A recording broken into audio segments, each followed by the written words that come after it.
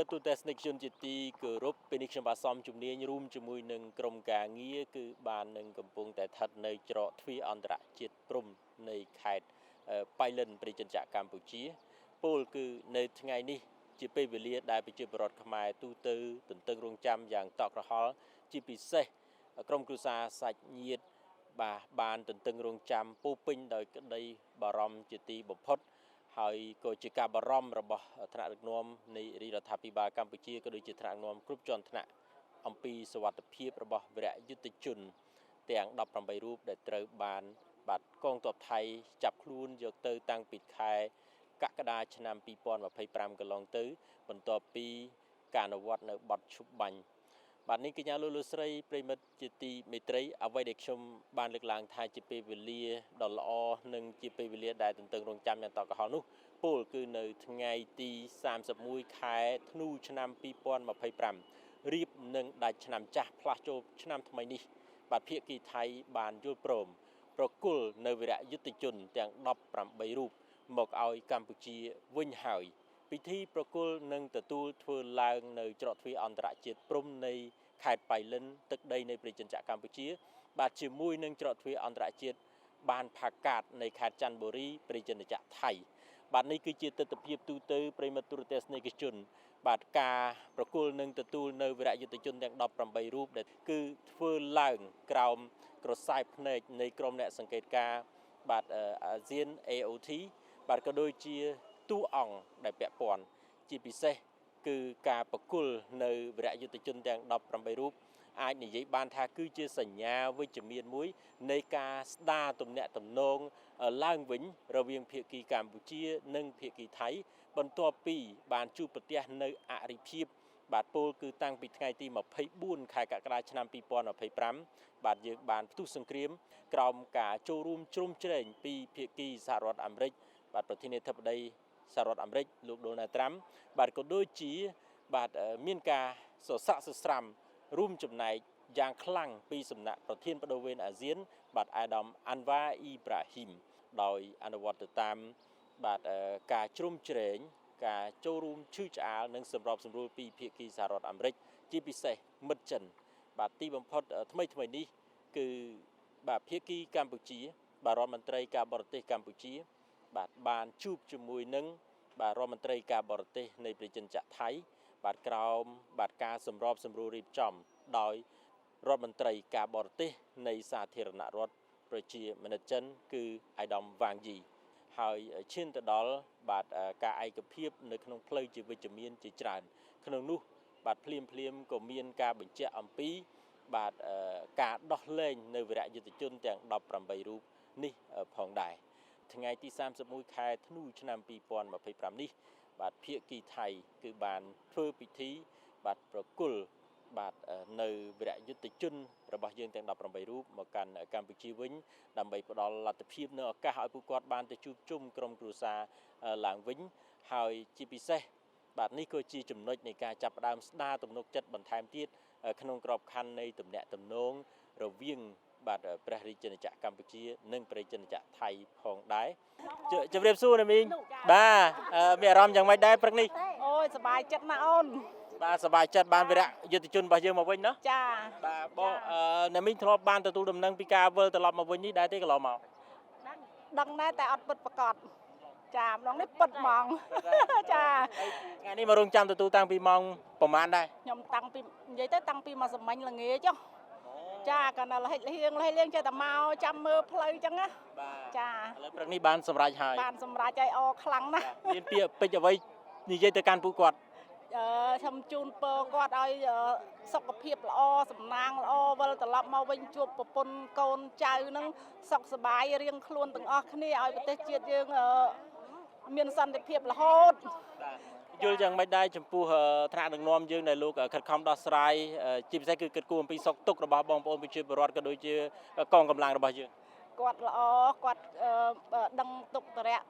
កូនចៅថ្នាក់លើដឹងទុក្ខតរៈកូនចៅនៅក្រោមហើយគាត់ខំប្រឹងប្រែងអស់ពីសមត្ថភាព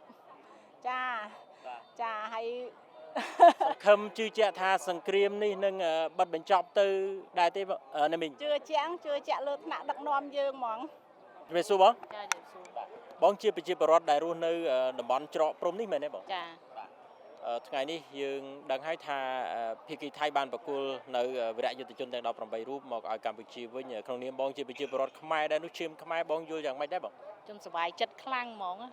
សប្បាយចិត្តរកអីប្រៀបមិនឃើញព្រោះខ្ញុំស្រឡាញ់ជាតិហើយគាត់ក៏ស្រឡាញ់ជាតិការពារទឹកដីយើងអញ្ចឹងបង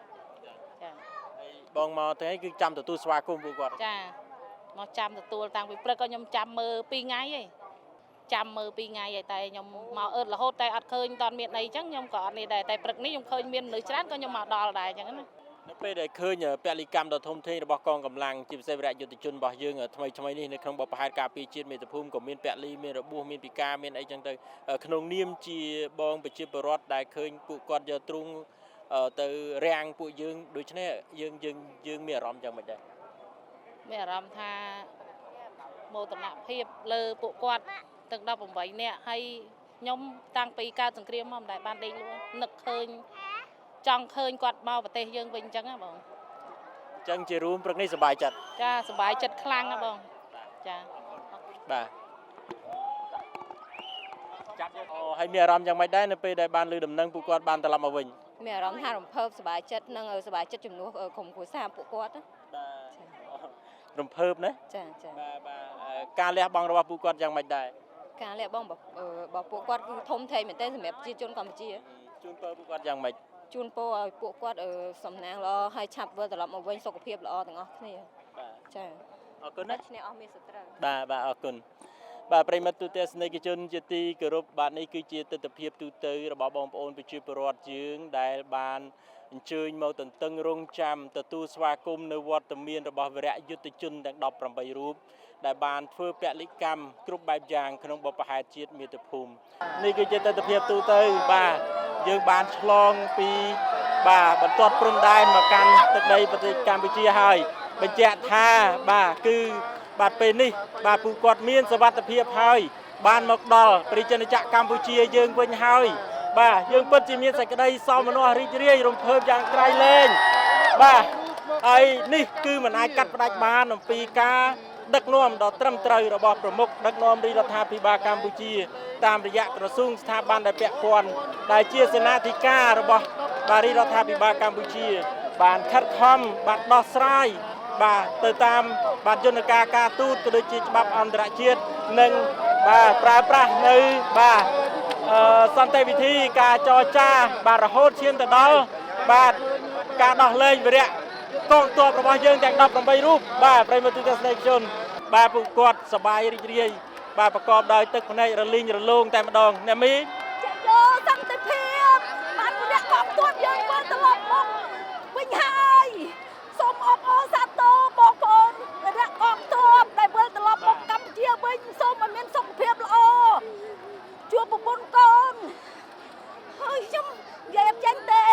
យាយយោសន្តិភាព បាទខ្ញុំសូមជម្រាបជូនផងដែរថាបាទវីរៈយុទ្ធជនរបស់យើងត្រូវបាន